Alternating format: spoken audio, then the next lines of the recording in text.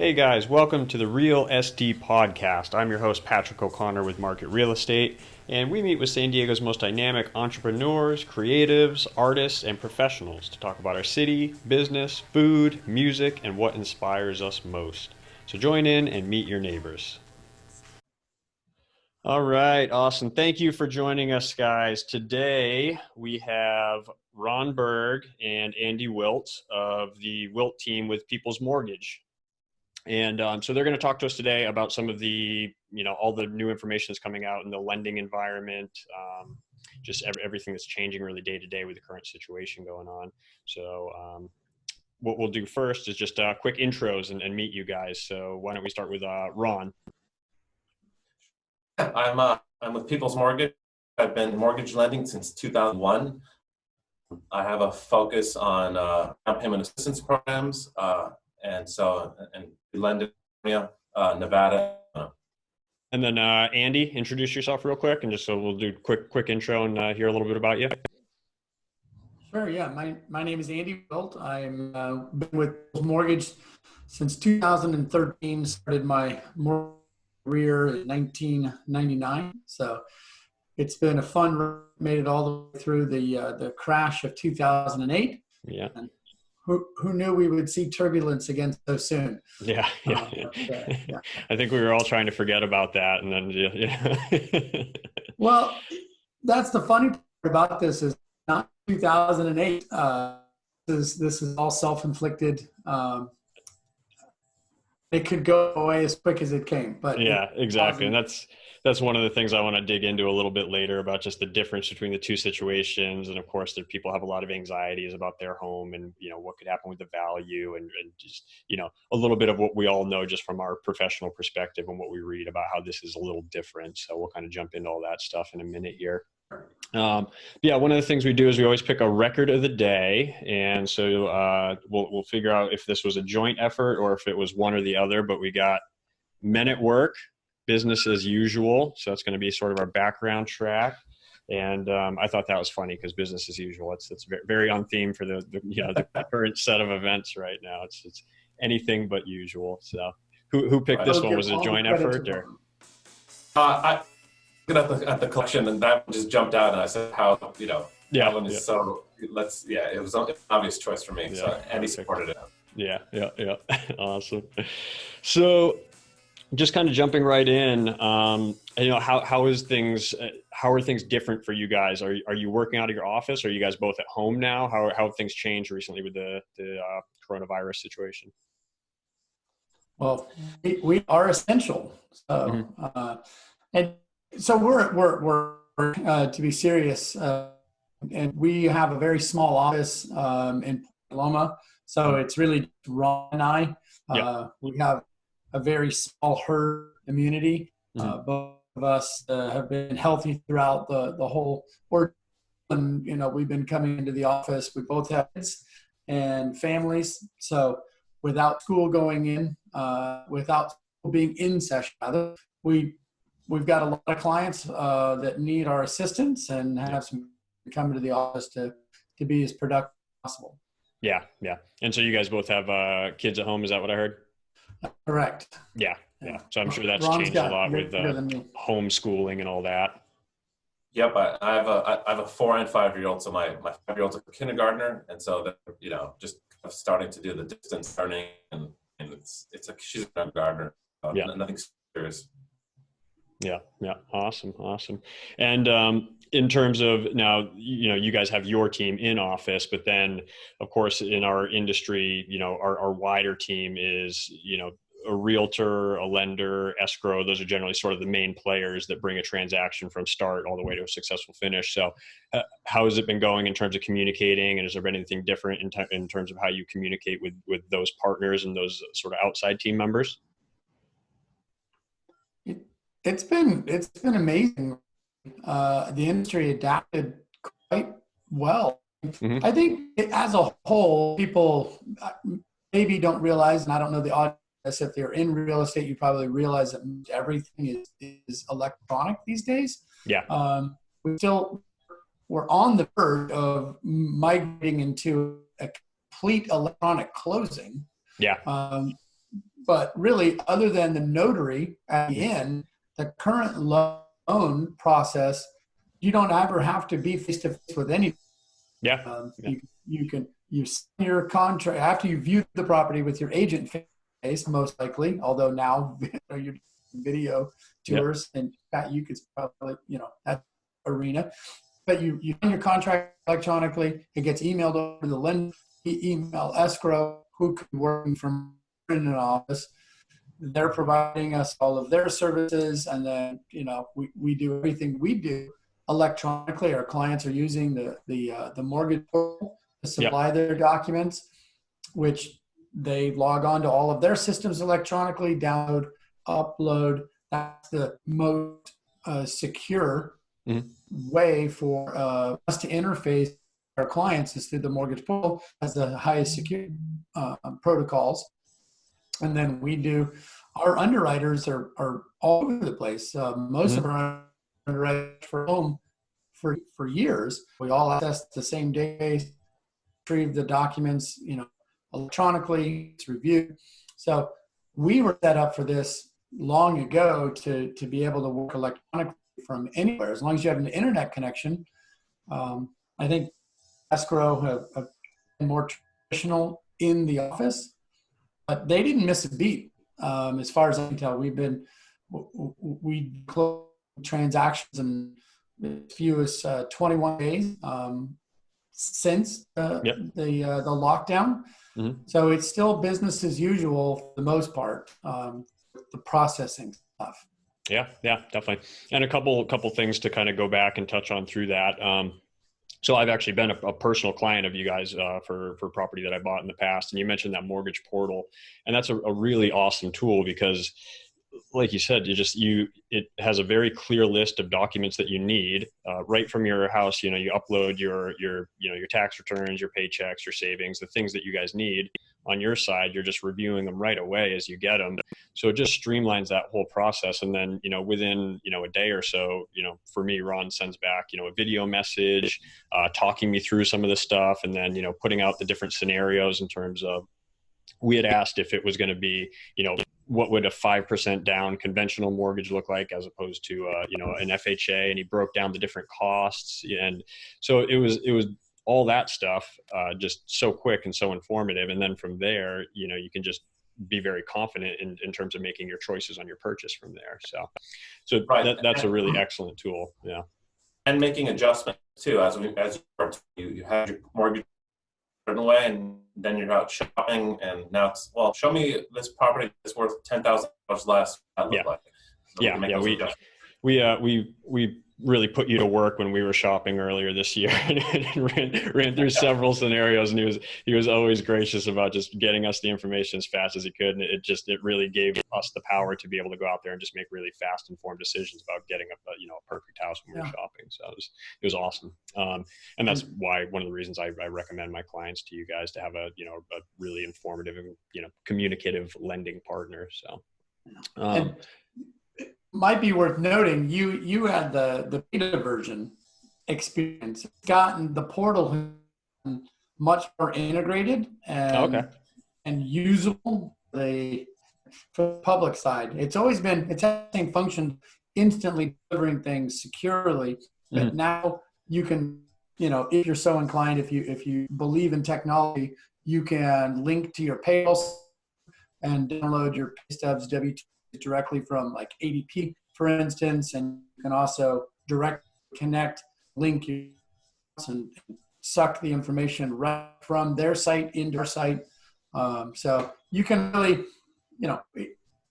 the Rocket Mortgage experience, right? That's been and that convenience, but then also with a real person on the other end of the line, which you lose in those sort of online only scenarios where it is like you're saying, like, Rocket, you don't have like a personal lender that you can talk to. With you guys, you have that. So it's really important to be able to ask questions to a real person.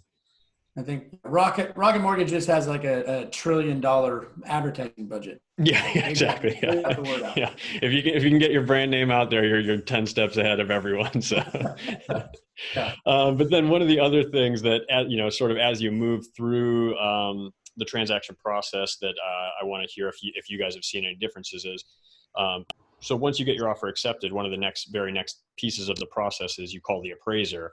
And so the appraiser is the in-person, they're sent by the bank to go out there and evaluate the home, make sure their independent value of the home matches the offer.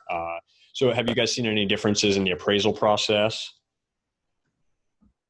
Yeah, we have actually. There's been we've unfortunately seen some delays in the appraisal process, just because for a number of reasons.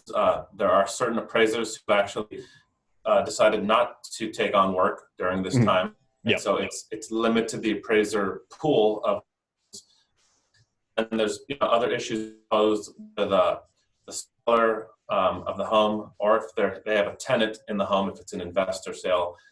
If they are willing to allow the appraiser in the home. And so there are policies in place now that will allow for a possible now just drive-by appraisal, or even what's called a desktop appraisal, which may kind of skirt around the option if people don't want to allow the entry of the appraiser. Yeah, because one of the main things that an appraiser does when they're in your home is they're kind of just taking like square footage measurements and looking at a little bit of like the quality of some of the finishes and things, just so they can make an educated decision when they're looking at other comps online. So there is a lot of it that they could kind of do virtually now and just trust the public records and some of that information. And as long as there's good pictures, it's Well, and again, talking more about the future, we've been migrating more and more toward the automated appraisal, right? So you can get what's called PIW waiver, okay, on the actual appraisal. So on refinances, which has been kind of a hot topic lately, that's one way we've been in the community helping them save some money. We've been getting about 80% of the refinances we're processing. The auto rating, which is the big computer in the sky, you what your ability is returning data saying, okay, the address at 123 Maple, you're saying 500,000. Our public record search shows that we agree with that there's enough data that's been put in by previous appraisals, neighbor, what's known as comps, comparable sales. Yeah. So if you put in a value, it's returning that value and saying, yeah, I agree with that. We don't need to send an appraiser out to the site. Yeah, that's awesome. So if this, God forbid, were to continue, if we saw some kind of prolonged effort at this, I think you'll see more and more of the appraisers play a role in purchases. This is the dilemma, though, as an agent representing buyers. You say, okay, well, the bank may say, we don't want an appraisal, but then they're relying solely on your ability to comp sale. And, it's a big disconnect for a buyer to say, wait a minute, I'm going to just buy this because we've agreed. I want my appraisal done to confirm that what I'm paying. Yeah. Absolutely. Yeah. It's a big piece of a buyer's confidence when that independent third party also just says, this is worth what you're going to pay for it. And that really gives them that security as a buyer to kind of keep moving forward. So, Certainly. And then, as you move past that, everything goes great with the appraisal. Then sort of one of the last things that, once you get the appraisal in, then you guys can kind of approve through underwriting. And then what you do is you issue loan documents. And so that's kind of the last real, kind of physical touch point that we still have to do essentially in person with a notary now. And is that basically still operating the same that you guys are seeing? I thought I was going to take that one. I'll have to call you guys out in the future. So Andy, take the lead on this one. The dead air. I was surprised, really, honestly, when this first came up, my first closing, we were all ordered to shelter in place. I thought, oh my gosh, we have a closing on Friday. Is the notary going to, do we have a notary that's going to go? And we contacted escrow and said, you still have notaries that are working? I said, yeah. So the short answer is yes. They're still meeting clients face to face. Yeah, yeah, and just to bring buyers or clients up to speed, when your loan documents are issued, it's a pack of paper documents that they bring. Usually a mobile notary will bring it to your house. You can sign it at your dining room table, but the purpose of that is that the notary verifies your identity, that it's you signing your loan documents, because that's truly what your mortgage contract will be that you're agreeing to. So that's one of the last pieces of it, but it still very much has to be a physical interface, because you need that person to verify your identity and sign your documents by ink. So, but yeah, I was interested to see if they're starting to be able to work more towards a virtual piece of that, or alternate methods of doing that aspect of it.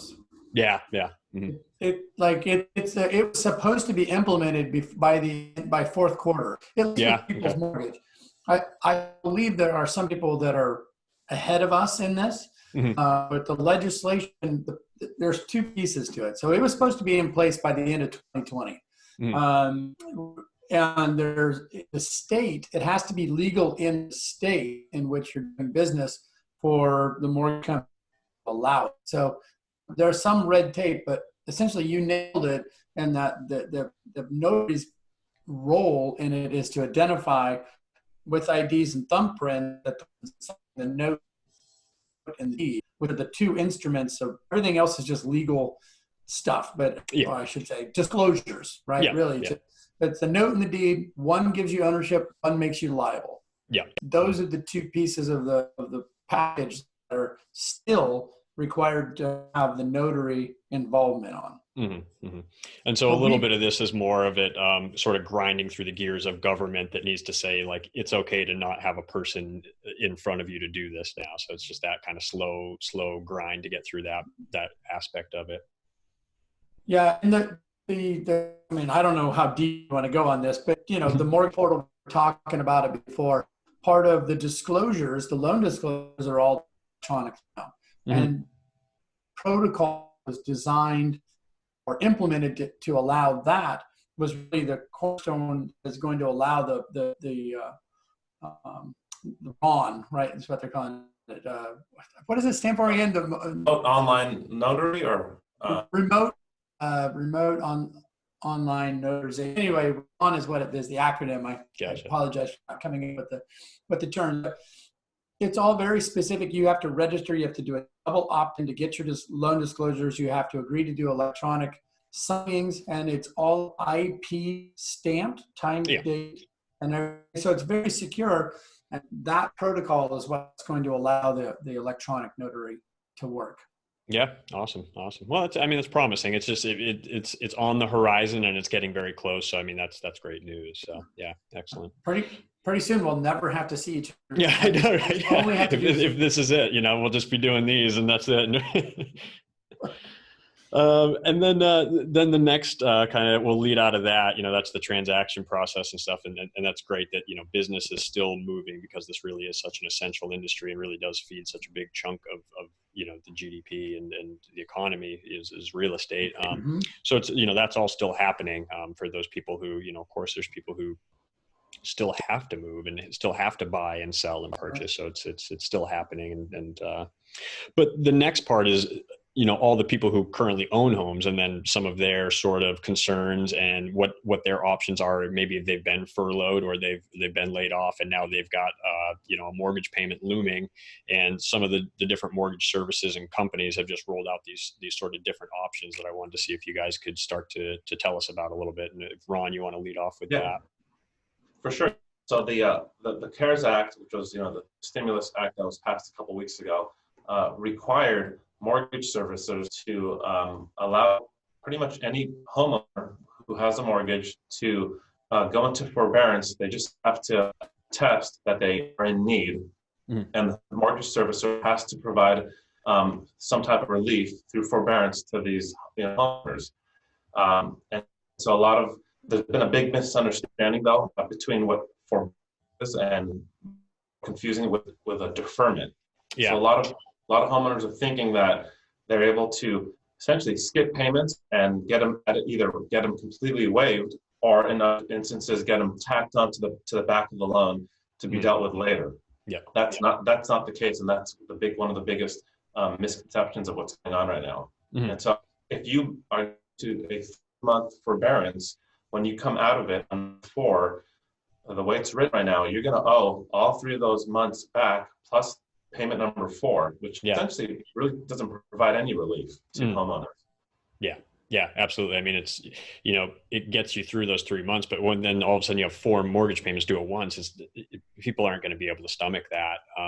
And so then what's the difference? That's forbearance, meaning that all those payments are generally going to come due once everything kind of passes. And then deferment, what would you say is the difference between being able to defer? So, when you're deferring, you're tacking on those payments to the back. So when in the future, you can either in the future, when you go to refinance or sell, that's just going to be that extra $10,000 worth of payments is an amount you'll have to deal with at that time. So there's also some talk. Again, a lot of this is changing by the day. If you can come up with 3 or 4 payments due after months, what happens? Some are suggesting, well, banks might be open to doing modifications at that point for the amount that's still due. Maybe there'll be some kind of work that you do at that point to try to avoid, of course, foreclosure. But, people have equity, so many people we're hoping won't be in a position to have to sell or give the home back to the bank. Yeah. And I think that's you touched on a big piece of what's different now as opposed to what was different in 2008 is the average homeowner has a substantial amount of equity in their home right now. Whereas 2008, people were over leveraged and sometimes they were doing loans at 120% of, loan to value. So not only were they, I mean, they were just underwater from the start, and then values started going down. So there was no way they were going to be able to support the payment or sell and be able to pay off the mortgage due. So I think a big piece of what's different now is that there is equity in the average homeowner's home. And in addition to that, Pat, don't glance over the fact that what's different is everyone who's gotten a mortgage since 2008 has demonstrated the ability to repay, which was part of the Dodd-Frank. So there was no stated income. Everybody was W-2 or 2-year tax return, self-employed. You got in the door because you could afford. So up until COVID-19, very solid. The delinquency rate and the foreclosure rate is almost non-existent because everybody has equity and everybody is making their payments. Employment's so low. Yeah. And so you guys have a really kind of solid book of business, the lending industry as a whole, because it's a rigorous process now to get approved. I mean, I had to send all my stuff and then sign away my firstborn, to make sure. But as a realtor, I can appreciate that creates a more solid environment and making sure that these people can afford what they're signing up for, which is what we need to have a more solid basis to the real estate industry. So, and then, right now, do you feel like there's any changes in the sort of the pre-approval requirements and things now because some people are losing employment or being furloughed, or how do you guys kind of see that type of stuff playing out right now? That's a problem. I have been lucky. I only had one application that was in escrow to close, and it was supposed to be in April, and were ineligible for a loan because their business was closed down. One actually had 2 jobs: a physical therapist, which the office not allowed to see patients, and then the YMCA, which I guess falls under a gym, whatever, community center, was also shut. So they're, in this case, variable because they worked different hours. So that's a variable pay job. So one paycheck is different from another. Yeah. Once the income stopped, there's nothing to state that they're going to be able to make the payment following months. So when you're on furlough, you have to have an employment letter saying, you'll get paid the entire time that you're on furlough, and that's not realistic. And so they fell out of escrow. Yeah, and understandable. I mean, you need to have a way to meet the financial obligations and really, for their own safety, essentially. Now, as we move past this and, say the summer, everything being as good as it could be, everybody's back to work, economy's, picking back up steam and everyone's back to work. When you guys are doing pre-approvals, you're looking back, like you said, about 2 years over the course of employment, tax returns, all that kind of stuff. Do you feel like this might create a hiccup, or is it kind of like we all know we were in the same boat, so there's going to be maybe some leniency that there might have been a 3-month term where people were furloughed? Or Yeah, well, I'm under the impression that there's going to be some leniency. My thoughts are that they'll hopefully, if we're doing a 2-year average income, that they'll carve out a period and do the adjustment on that. It's still so early in the process to know. There's have certainly been some restrictions on self-employed people, especially shop owners who are currently forced to be shut down. Because along the process, one of the things was there are several points of verifications to confirm you're still employed. And that's pretty standard when you're a W-2 or you work for someone. But when you're self-employed, generally we've only used tax returns and confirmed with a business license. But in today's lending environment, we now have to confirm the self-employed person is still in business, still receiving receipts or checking the website to make sure that they're still an active business. So it's causing, unfortunately, those individuals who are in process or pre-approved to not be able to move forward right now. Yeah. And that's understandable again. Yeah. So And now, what do you guys think? Are there changes in the different types of products that were available? So there's jumbo loans past a certain point, and then there's sometimes you call them non-QM, like a non-qualifying mortgage, which is sort of a non-standard. So products like that, what changes are you seeing with those? you want me to take this one off? So the non-QM loans are starting to gain a foothold in the real estate market, filling that need of borrowers who actually made income but didn't show anything on their tax return. It's still only made up about 5% of all transactions, the non-QM. And just to give an example of what a non-QM would be, a non-qualified mortgage means it doesn't qualify to the standard of Dodd-Frank. They don't have to comply with the ability to repay rule.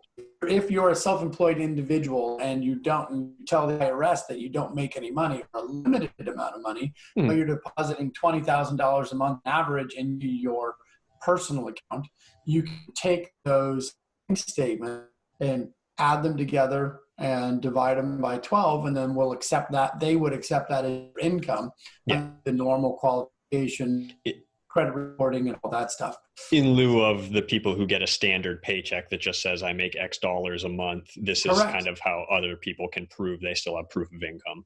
And really, it was the self-employed. I mean, if you've got a paycheck, you don't really need the bank statement loans because your income is verifiable. That becomes more of a stated loan. It was only available to the self-employed because those are the people who. I won't go into that rabbit hole of anyway, what they're actually bringing in gross receipts and what they're telling the IRS their expenses are. Yeah, of course. Yeah. So it's depositing amounts. And like you said, that's a pretty small segment anyway, but it's and so that's kind of just gone away for the most part since. Yeah. Mm-hmm. Yeah. And and it's something we haven't even touched on, and I don't know if it's necessary to touch on, but they went away for a different reason. Then that there was a margin call issue on Wall Street that happened a couple of weeks ago, and I don't know, at first we thought they just disappeared because of just fear of payments being made and stuff like that, and then now we're hearing that maybe the damage more substantial with liquidity and margin call issues that was happening on Wall Street. So we don't know when they'll be back. Yeah. And so Ron, and then on the other side of that, which are, QM qualifying program, like jumbo loans, which are past a certain dollar amount and it's kind of based on a local threshold. Like what's the situation with those currently? Yeah, so unfortunately, anything, at least in San Diego County, anything over 101,500, there's been a major restrictions on jumbo lending. And so, banks like Fargo, who were dominant in that market, have essentially said, we're cutting back on the product types that we're offering. We still offer it. We still are offering jumbo. It's just we have less investors that are willing to currently lend on it right now. So it's still out there, just limited. Yeah, just a little bit tighter environment, and it might possibly create some delays to process through, that type of thing. Correct. Yeah. Yeah. Gotcha. Well, I feel like that was all the really main important topics and points I wanted to cover. Do you guys have any kind of last bits of advice or anything you want to share? Andy, you want to start, and then we'll go with Ron? I think I'll close it the way we started it. This is self-inflicted. Quarantine market was very healthy. The economy was very healthy. This could all be before we know it, and we'll return to normalcy. I think the point is be ready to get qualified. There's going to be a low rate environment for, unfortunately, because of what's happened, a really long time. Rates good before, going to be better moving forward. So even if you're furloughed right now, take the step, contact a lender, find out what it's going to take to get qualified when the music starts again and they flip the switch. Be prepared to take advantage of what might be some fear in the market. Take advantage of it. San Diego is a tight market, and interest rates are going to be low. So we'll be all back to normal here before you know it. Yeah. And to kind of speak to that, I mean, there is a window of opportunity for buyers who have had just a real tough go over the last, summer season, where just, their demand is still so high and inventory is still low. Those fundamental factors are still there that really create a strong basis for the market. And, people are fighting over the same house. And right now is a small window of opportunity for some buyers who can be qualified and take advantage of that. So, yeah. And to add to that too, I've had a couple personal situations with clients who have situations where buyers that have backed out because they went furlough, so they couldn't move forward. But there's been backup buyers in each of those situations that have stepped in right away. So still demand. And the other point I want to add too is that down payment assistance programs, which is one of the things I specialize in, are still lending. Most of those programs are still available. So need of that, that's still an avenue that you could certainly explore. Yeah, excellent. Yeah, all really great advice and great points. Thank you guys so much. I really appreciate you taking some time to kind of talk to us, share this stuff, and spread some valuable information. One of the last things I want to close on that we kind of opened and talked about was just, right now, it's important to work with professionals who are knowledgeable, communicative, reliable, and especially in this environment. And you guys are a really just amazing partner for that. So I'll get all your information to share in the show notes and description. So if we have people who reach out and they have, questions, want to start the pre-approval process, they'll know who to reach out to. And that's basically it. We'll get out there and just stay busy, right? All right. Yep, that's it. Good. All right. Thank you guys. Really appreciate it. We'll see ya. Thanks so much. Bye-bye. That's it for today, guys. Thank you so much for joining us. We really hope you enjoyed it. If you did, please like, subscribe, and leave us a review or a comment. We'd love to hear what you think, who you'd like us to have on, or other topics we should discuss. On YouTube, you can follow Market Real Estate. That's MRKT Real Estate. Or look up Real SD Podcast on all the other major platforms, including Spotify, Apple Music, and Anchor FM. Thanks again. See you next time.